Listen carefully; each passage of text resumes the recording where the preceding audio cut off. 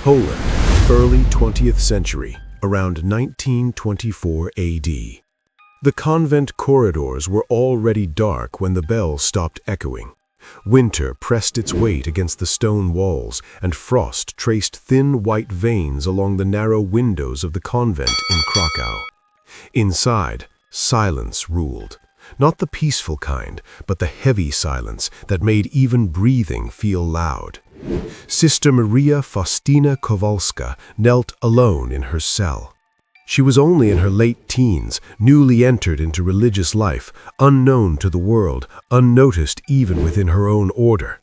Her hands were raw from labor, her body was weak from illness. Yet it was not physical suffering that made her tremble that night.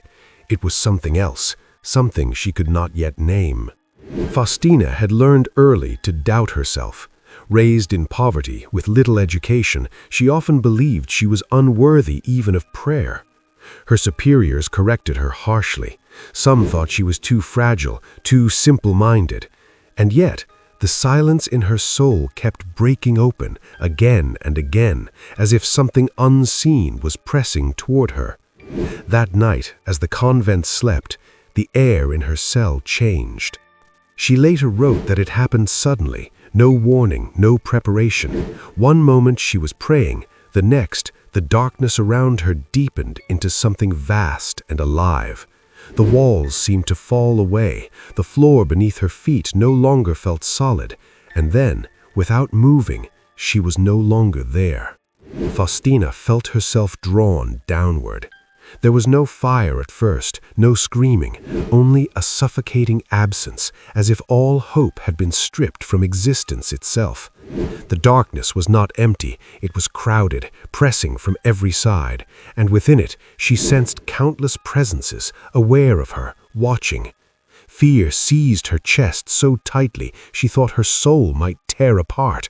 She wanted to cry out the name of God, but the words stuck in her throat. For the first time in her life, Faustina understood what it meant to feel completely abandoned, not merely alone, but cut off, severed, unreachable. Then the suffering began. She saw souls, not as bodies, but as awareness trapped in torment. Their anguish was layered, despair piled upon regret, regret upon hatred, hatred upon endless loss. What shocked her was not the pain itself, but the expression of the souls. They did not rage blindly. They knew where they were, and they knew why. One soul turned toward her, or rather its awareness did, and in that silent exchange, Faustina felt a truth press into her mind like a blade. "These are the souls who did not believe," the understanding whispered. Not criminals, not monsters, not the infamous villains of history. Believers, men and women who had prayed, who had heard sermons, who had known the name of God, yet had lived as if His mercy were unreal. Faustina recoiled inwardly, her heart pounding. This was not what she had expected. Every story she had ever heard painted hell as the destination of obvious evil. Yet here were souls who had lived ordinary lives, walked familiar roads, sat in churches, and still ended here. The realization unsettled her more deeply than the suffering itself. As she moved, or was moved deeper into the vision, she noticed something else, the silence between the cries. In those pauses lived the most terrible pain of all, the certainty that mercy had once been offered and refused. She would later write that many souls there did not believe hell existed. Others believed, but not for themselves. Still others believed in God's justice, but not in His mercy. That thought struck her with terrifying force. What would you have done in this moment? The darkness thickened, and the presence guiding her allowed her to see more, preparing her for a truth far more unsettling than suffering itself, as the vision pulled her closer to the reason so many souls had crossed this final threshold. And Faustina felt her soul tremble on the edge of understanding, just as she was drawn toward the first unmistakable sign of the place she was shown to see. There was fire now. not the kind that consumes wood or flesh, but a living fire that burned without light, feeding on despair itself. Faustina felt its heat without warmth, its pain without movement.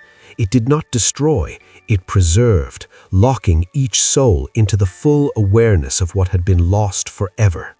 And then she understood something that made her fear deepen rather than ease. No one here was surprised. Each soul remembered the exact moment when grace had brushed past them, a confession delayed, a prayer postponed, a quiet inner warning dismissed as imagination. Faustina sensed these memories replaying endlessly, sharper than any flame. The torment was not only punishment, it was remembrance. She perceived souls who had trusted in their own goodness, souls who believed their small sins were insignificant, souls who had said, "God is merciful, He will forgive me later." Later never came.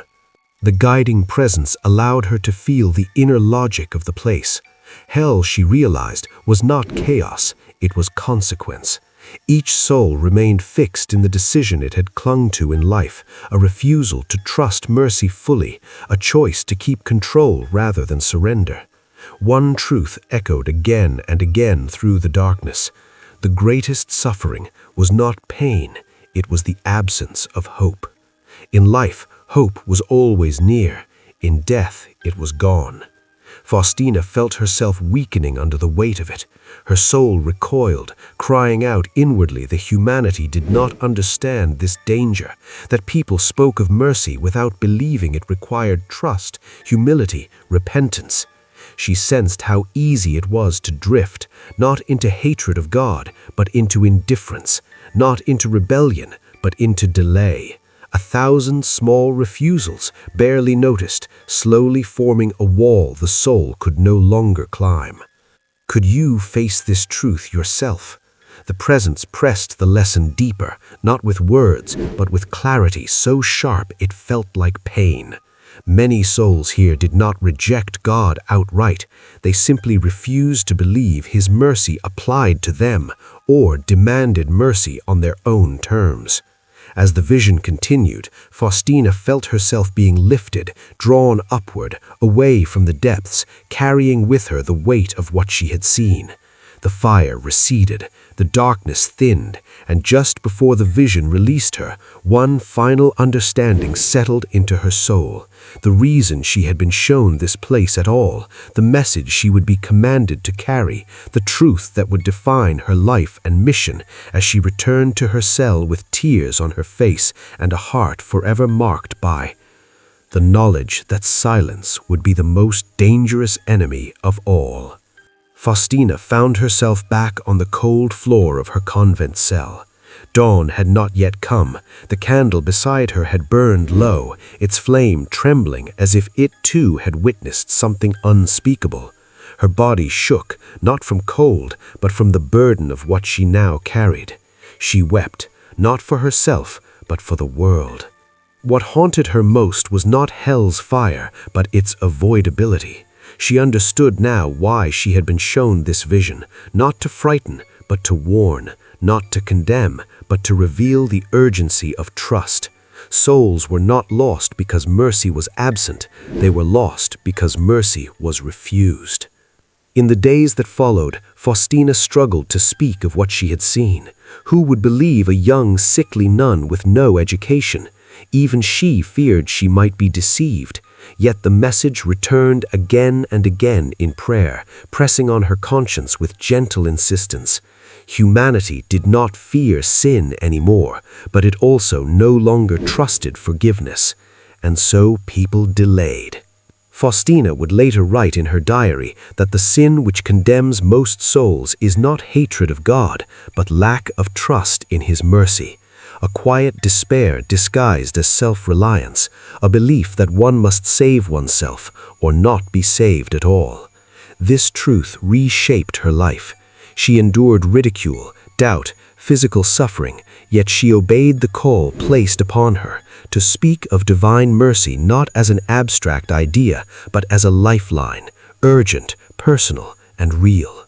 Her message was not comforting at first glance. It demanded humility. It demanded surrender. It demanded a choice, now, not later. As Faustina's health deteriorated, the vision never left her. It followed her into the infirmary, into long nights of pain, into the quiet hours before death.